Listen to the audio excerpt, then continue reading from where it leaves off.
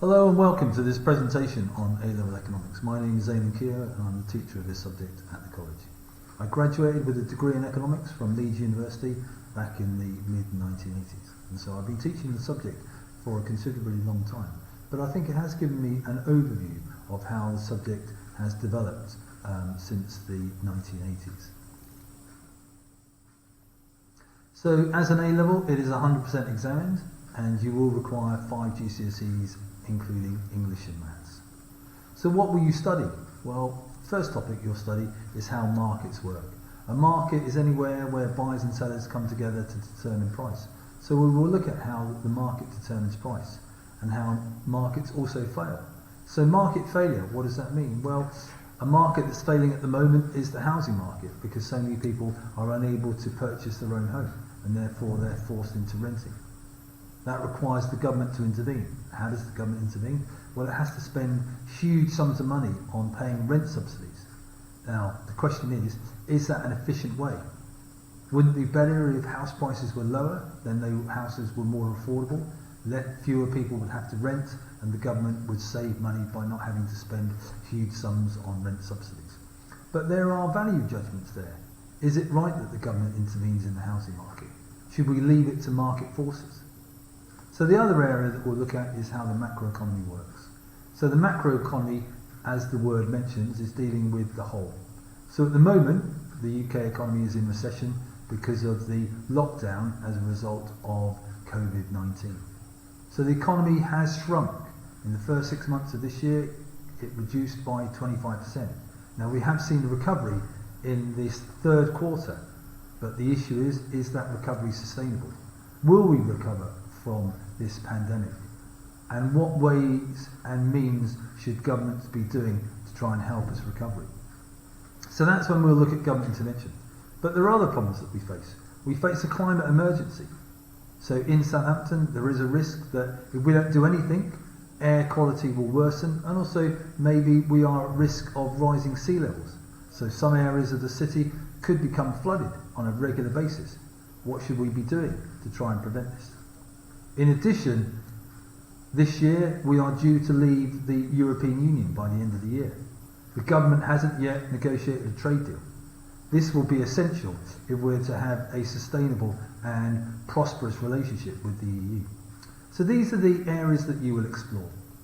So what skills will you develop? Well, you're going to learn how to calculate trends, such as GDP growth, unemployment, inflation. You're going to learn how to analyse data so that you can draw meaningful conclusions. You're going to learn how to present that data to a variety of audiences, and whether it's in verbal form or whether it's in essay writing form. So the predominant way in which you are assessed in this course is using the essay. So that's an important skill that you will need to learn. And above all, you will need to make judgments.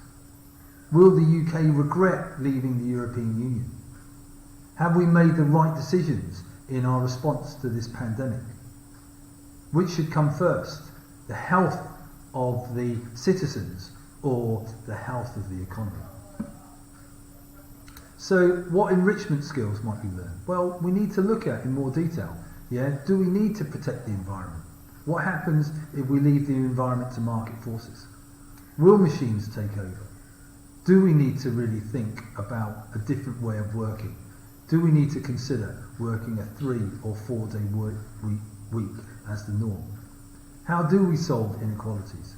One thing this pandemic has exposed is the rising and worsening inequalities among many citizens in the country. Is the UK right to leave the EU? Will we regret that decision? Will we be better off outside the EU? Are democracies better than dictatorships in allocating scarce resources?